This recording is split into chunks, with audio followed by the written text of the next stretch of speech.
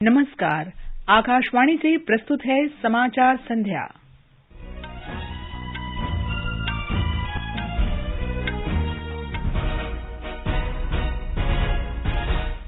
प्रधानमंत्री नरेंद्र मोदी पर पाकिस्तान के विदेश मंत्री की आपत्तिजनक टिप्पणी के विरोध में राष्ट्रव्यापी विरोध प्रदर्शन। प्रधानमंत्री नरेंद्र मोदी कल मेघालय और त्रिपुरा की यात्रा पर। वे वहां 6,800 करोड़ रुपए से अधिक की मूल्य वाली परियोजनाओं का उद्घाटन और शिलान्यास करेंगे। वस्तु और सेवा कर परिषद का इथेनॉल पर कर की दर 18% से घटाकर 5% करने का फैसला। छिलका सहित दाल की चूरी पर कर की दर 0। रक्षा मंत्री राजनाथ सिंह ने घरेलू उद्योगों और विदेशी मूल उपकरण निर्माताओं से नई तकनीक और पूंजी लाने का आग्रह किया। चट्टोग्राम क्रिकेट टेस्ट मैच के चौथे दिन बांग्लादेश ने 6 विकेट पर 272 रन बनाए और वेलेंसिया में महिला नेशंस कप हॉकी प्रतियोगिता में भारत और मेजबान स्पेन के बीच मुकाबला जारी।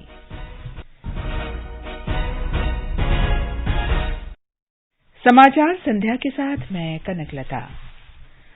भारतीय जनता पार्टी ने प्रधानमंत्री नरेंद्र मोदी पर पाकिस्तान के विदेश मंत्री बिलावल भुट्टो जरदारी के आपत्तिजनक बयान के विरोध में आज राष्ट्रव्यापी विरोध प्रदर्शन किया। पार्टी के वरिष्ठ नेता और कार्यकर्ताओं के नेतृत्व में बिहार, आंध्र प्रदेश, ओडिशा, झारखंड, मध्य प्रदेश, मणिपुर, तेलंगाना, उत्तर प्रदेश और राजस्थान सहित विभिन्न राज्यों में विरोध प्रदर्शन किए गए। कल भाजपा ने एक वक्तव्य में कहा था कि पाकिस्तान के विदेश मंत्री की टिप्पणी अत्यधिक अपमानजनक और कायरतापूर्ण है, जो केवल सत्ता में बने रहने और सरकार को बचाने के लिए की गई है। इस बयान का उद्देश्य विश्व को भ्रमित करना और पाकिस्तान की गिरती अर्थव्यवस्था, अराजकता और उसके बिगड़ते वैश्विक संबंधों तथा इस तथ्य से दुनिया का ध्यान हटाना है कि पाकिस्तान आतंकवादियों का आश्रय स्थल बन गया है। गुजरात और महाराष्ट्र में भी पाकिस्तान के विदेश मंत्री बिलावल भुट्टो की टिप्पणी पर व्यापक स्तर पर विरोध प्रदर्शन किए गए। प्रदर्शनकारियों ने बिलावल भुट्टो का पुतला जलाया और बिलावल से बिना शर्त माफी की मांग की। गुजरात में भाजपा कार्यकर्ताओं के विरोध प्रदर्शन पर हमारे संवाददाता की एक रिपोर्ट। प्रदेश भाजपा कार्यकर्ताओं ने आज अहमदाबाद, सूरत, राजकोट, वडोदरा, गांधीनगर जैसे बड़े शहरों सहित राज्य के विभिन्न हिस्सों में विरोध प्रदर्शन किया। इस दौरान कार्यकर्ताओं ने नारेबाजी की और कई जगहों पर बिलावल भुट्टो के पुतले भी जलाए गए। प्रदेश भाजपा ने गांधीनगर में राज्यपाल आचार्य देवव्रत को पाकिस्तान की आलोचना करते हुए एक ज्ञापन भी सौंपा। भाजपा के प्रदेश अध्यक्ष CR पाटिल ने भी भुट्टो की टिप्पणी की कड़ी निंदा की। अपर्णा खून, आकाशवाणी समाचार, अहमदाबाद। महाराष्ट्र में भी भारतीय जनता पार्टी के कार्यकर्ताओं ने जरदारी के आपत्तिजनक बयान के खिलाफ प्रदर्शन किया। एक रिपोर्ट।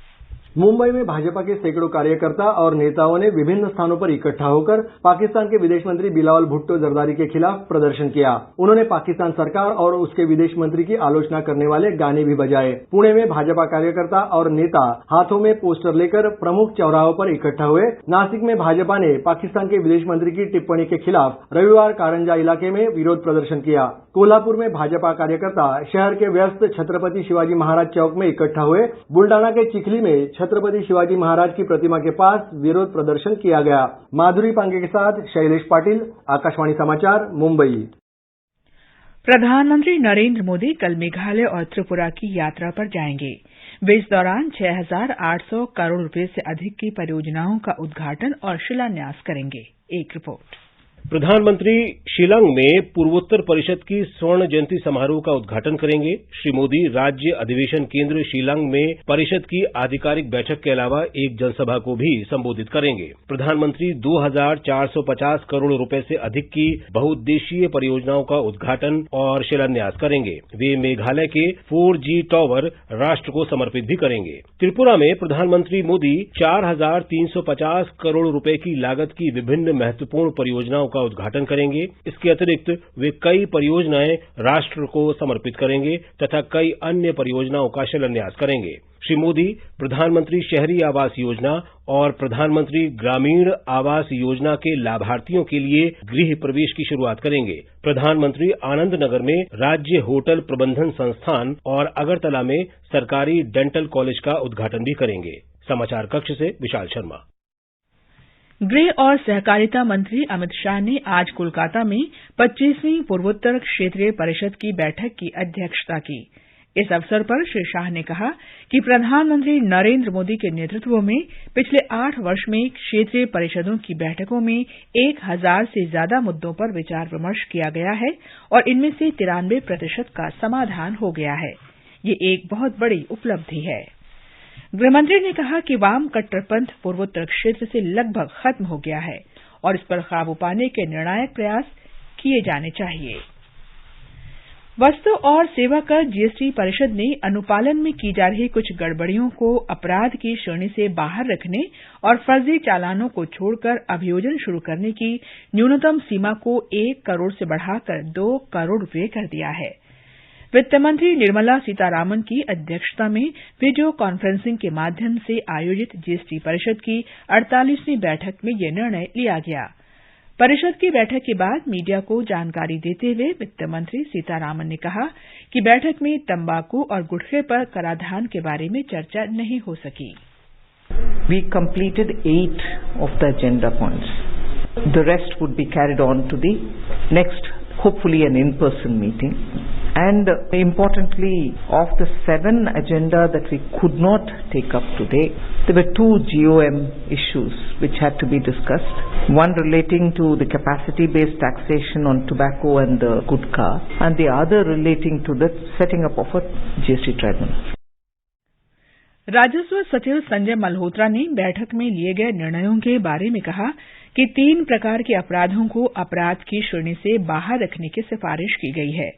इसमें किसी भी अधिकारी को उसके कर्तव्यों के निर्वहन में बाधा डालने या रोकने, साक्ष्यों के साथ जानबूझकर छेड़छाड़ करने और सूचना देने में विफलता शामिल है। श्री मल्होत्रा ने कहा कि बैठक के दौरान दालों की चोरी पर जीएसटी दर 5% से घटाकर 0 कर दी गई है। पेट्रोल के साथ सम्मिश्रण के लिए रिफाइनरियों को आपूर्ति किए जाने वाले इथेनॉल पर कर की दर 18% से घटाकर 5% की गई है। ये समाचार हमारी वेबसाइट newsonair.com/हिंदी और हमारे mobile app news on AIR पर भी उपलब्ध हैं। कंपटीशन की अगर आप कर रहे हैं तैयारी, तो उनके लिए ऑल इंडिया रेडियो पर हम लाए हैं अभ्यास, एक ऐसा कार्यक्रम जिसमें आप पूछेंगे सवाल व्हाट्सएप नंबर 9289094044 पर, या फिर ईमेल करेंगे abhyas.airnews@gmail.com पर, और हमारे विशेषज्ञ देंगे इसका जवाब। आपका अभ्यास हमारा प्रयास। समाचार संध्या में आपका फिर स्वागत है। रक्षा मंत्री राजनाथ सिंह ने कहा है कि सरकार वर्ष 2025 तक रक्षा उत्पादों का लक्ष्य वर्तमान के $12 अरब से बढ़ाकर $22 अरब करने के लिए प्रतिबद्ध है। फिक्की के वार्षिक सम्मेलन में रक्षा मंत्री ने उद्योग जगत से कहा कि आने वाले वर्षों में वे अनुमान लगा सकते हैं कि उनके लिए विकास की कितनी संभावनाएं खुलने वाली हैं। श्री राजनाथ सिंह ने कहा कि घरेलू उद्योगों की भागीदारी बढ़ाने के लिए सरकार ने रक्षा पूंजी का एक हिस्सा घरेलू खरीद के लिए आरक्षित रखा है। हम अपने डोमेस्टिक बिजनेस को बाहर देशों में भी मार्केट एक्सेस दिलाने का प्रयास कर रहे हैं, ताकि वे बाहर भी मार्केट कैप्चर कर सकें। और हमने मार्केट इंटीग्रेशन पर भी ध्यान दिया है। टोटल बजट का 68% बिल्कुल इंडिजिनस प्रोक्योरमेंट होगा, और इसमें भी 25% प्राइवेट इंडस्ट्री से होगा। हमारी सरकार वर्ष 2025 तक डिफेंस प्रोडक्शन को $20 बिलियन से बढ़ाकर $22 बिलियन करने के लिए अथक प्रयास कर रही है। रक्षा मंत्री ने भारतीय उद्योगों, विदेशी ओईएम से रक्षा क्षेत्र में निवेश बढ़ाने की अपील की, ताकि अनुसंधान और विकास के जरिए नई तकनीकें विकसित की जा सकें। रक्षा मंत्री ने कहा है कि देश के सैनिकों ने हर अवसर पर साहस और शौर्य का प्रदर्शन किया है।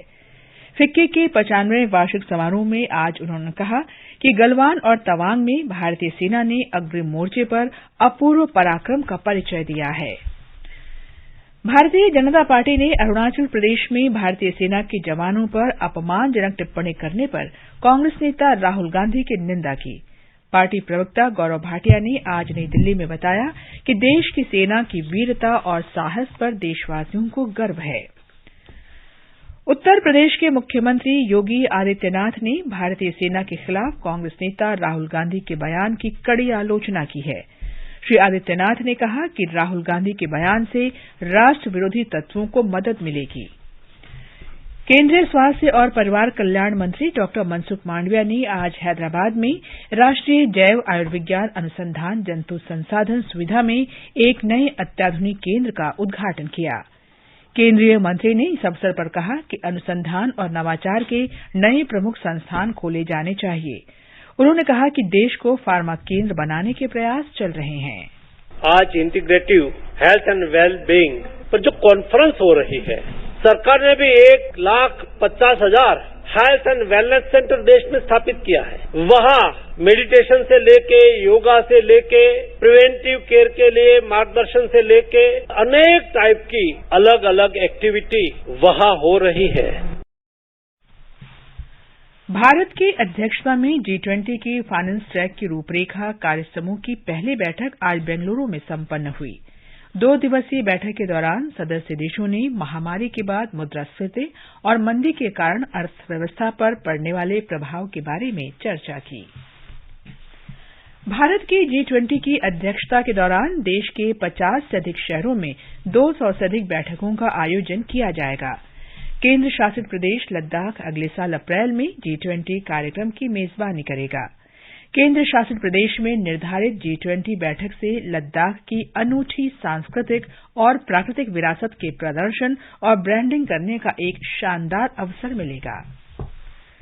कृषि मंत्रालय अगले वर्ष 2023 को अंतर्राष्ट्रीय मोटा अनाज वर्ष घोषित करने के अवसर पर इस महीने की 20 तारीख को संसद भवन में सांसदों के लिए मोटे अनाज खाद्य उत्सव का आयोजन करेगा। कृषि राज्य मंत्री शोभा करंदलाजे ने आज इस संबंध में मंत्रालय और भारतीय कृषि अनुसंधान परिषद के वरिष्ठ अधिकारियों के साथ एक समीक्षा बैठक की। मोटा अनाज खाद्य उत्सव के दौरान मोटे अनाज से बने भोज्य पदार्थों का प्रदर्शन किया जाएगा। ये भोज्य पदार्थ सांसदों को भी परोसे जाएंगे। प्रधानमंत्री नरेंद्र मोदी ने कहा है कि सरकार व्यवस्था को पारदर्शी और अधिक मजबूत बनाने के लिए लगातार प्रयास कर रही है और इसी को ध्यान में रखते हुए हर स्तर पर कार्यविधियों और प्रक्रियाओं को सरल बनाया गया है। लगातार दूसरे वर्ष 19 से 25 दिसंबर तक मनाए जाने वाले सुशासन सप्ताह की सफलता के लिए शुभकामनाएं देते हुए श्री मोदी ने कहा कि देशवासियों ने आगामी 25 वर्ष के अमृतकाल में भारत को गौरवशाली और आत्मनिर्भर बनाने का संकल्प लिया है। बिहार में जहरीली शराब से मरने वालों की संख्या बढ़कर 82 हो गई है। इस त्रासदी में सबसे अधिक 74 मौतें सारण जिले में हुई हैं। राष्ट्रीय मानवाधिकार आयोग ने हादसे पर बिहार सरकार को नोटिस जारी किया है। इंद्रप्रस्थ गैस लिमिटेड आईजीएल ने प्राकृतिक गैस सीएनजी की कीमत में 95 पैसा प्रति किलोग्राम की बढ़ोतरी की है। नई दर आज से लागू हो गई है। आईजीएल का कहना है कि प्राकृतिक गैस की कीमतों में वृद्धि के कारण ये फैसला करना पड़ा।